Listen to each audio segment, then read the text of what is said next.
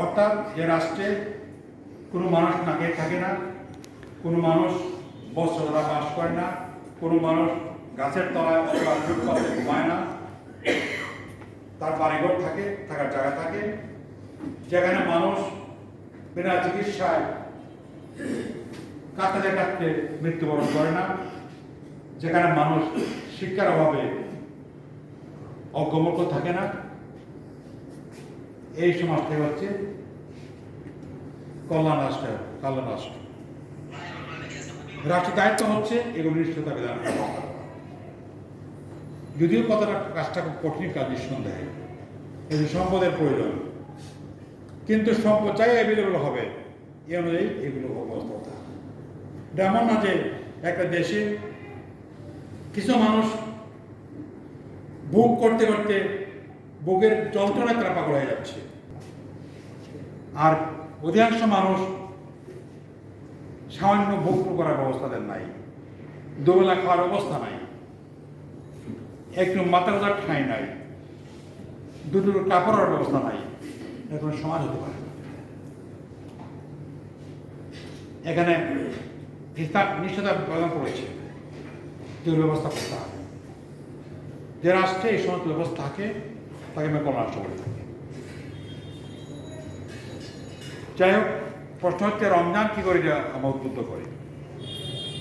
রমজান যেহেতু অনেক তার বৈশিষ্ট্যের মধ্যে একটা হচ্ছে যারা রোজদার মানুষ, সমাজে সব রোজদার, যারা রোজদার এবং ধনীও আছে, গরিবও আছে, সুবিধাভোগী শ্রেণীও আছে, অসুবিধা পরিত লোকও আছে।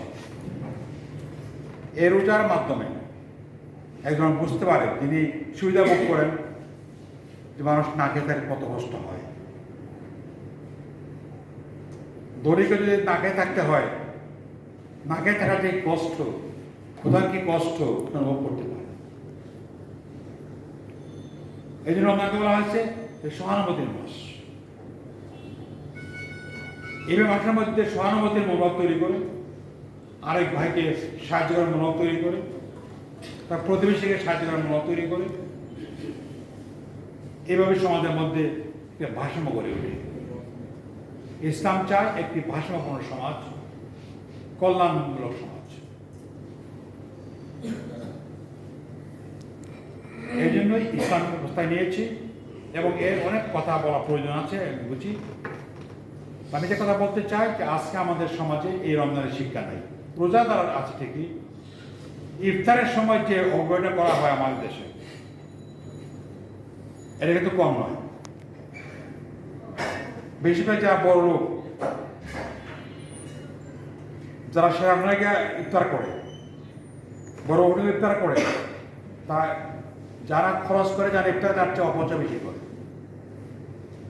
তারা রোজদার। এই রোজার কোনো অর্থ হয় না। যে রোজায় মানুষের মধ্যে সম্য তৈরি করার কথা, অপচয় রোধ করার কথা, এই রোজার নামে আমরা অপচয়ের কাজ করছি। এটা বন্ধ করতে হবে। আর আমার শেষ কথা হচ্ছে, আজকের সমাজে যে অবিচার চলছে, অন্যায় চলছে, এগুলো বন্ধ করতে হবে। বিশেষ রমজান মাসে এই সমস্ত করার সুযোগ কোনো অবস্থায় দেওয়া যেতে পারে না। আজকে খুন ধর্ষণ বেড়ে গেছে, এরা কিন্তু দুর্ভাগ্য আমাদের জন্য। ছোট্ট মেয়ে আসিয়ার যে অবস্থা হয়েছে আপনার সবাই জানেন, এটা কোনো সমাজে হতে পারে না। সাধারণ সমাজে এটা সম্ভব না। ইসলামের চিন্তাই করা যায়। ইসলাম সমাজে একজনের মানুষ জীবনে এত মূল্য, আল্লাহ নিজে বলছেন যদি কোনো মাসকে বাঁচিয়ে দেওয়া হয়, সারা 2 মাস বাঁচিয়ে দেওয়ার সমান তার অবস্থা। কাউকে যদি হত্যা করা হয়, 2 মানুষ হত্যা করার সামিলটা, অথচ আমাদের মুসলিম দেশে খুন খারাপি লেগে আছে। আমাদেরকে প্রকৃতপক্ষে মুসলিম হতে হবে।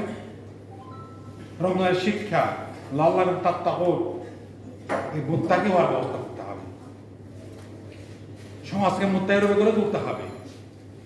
সমাজের শাসন ব্যবস্থা এভাবে গড়ে তুলতে হবে। ইসলামী বিধান সমাজের সর্বস্তরে কায়েম করতে হবে।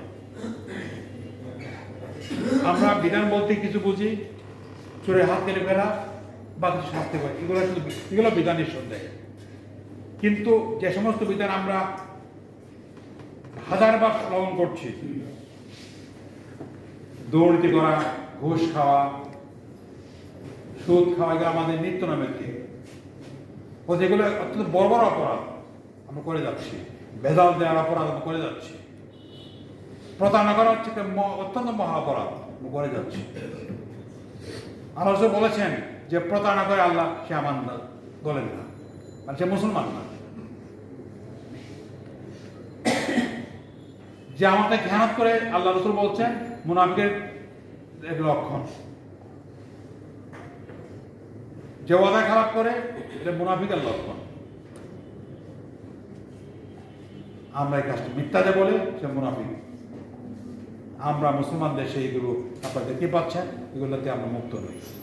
যদি আমরা সমাজে কল্যাণটা কায়েম করতে চাই, এগুলো বন্ধ করতে হবে। দুর্নীতি সম্পূর্ণ বন্ধ করতে হবে। কোনো সুযোগ দুর্নীতির ইসলামের রাষ্ট্রে নাই, ইসলামের সমাজে নাই। কোনো সুযোগ নাই ঘুষ খাওয়ার, সুদ খাওয়ার, প্রতারণা করার, ভেজাল দেওয়ার কোনো সুযোগ নাই। এগুলো হচ্ছে বড় ধরনের অপরাধ। আমরা এগুলো বন্ধ করছি না। দাঁড়িয়ে রেখে একটু করে তসবিহ হাতে নিয়ে আমরা অন্যায় কাজ করে যাচ্ছি। কোর্টে গিয়ে আমরা সাক্ষী দিচ্ছি, মিথ্যা সাক্ষী দিচ্ছি, শপথ করছি পিতার সাক্ষ্য দেবো না, তো আমরা সাক্ষী দিচ্ছি। তার মানে আমরা মুসলমান হতে পারছি না। ইসলাম যা চায় আমাদের কাছে, যে গুণ সৃষ্টি করতে চায়, এরকম তৈরি করতে পারছি না। যদি আমরা সত্যি দেশকে ইসলামী করতে চাই, সমাজকে কল্যাণাষ্টক বানাতে চাই, সমাজকে যদি আমরা ইসলামী করতে চাই, তাহলে এইগুলো বন্ধ করতে হবে। এগুলো বন্ধ করার পরে আমরা পুনর্চিন্তা করতে পারি। আল্লাহ আমাদের সেগুলো মেনে চলার তৌফিক দান করুন। ওয়া আখিরু দাওয়ানা আনিল হামদুলিল্লাহি রাব্বিল আলামিন। আসসালামু আলাইকুম ওয়া রাহমাতুল্লাহি ওয়া বারাকাতুহু।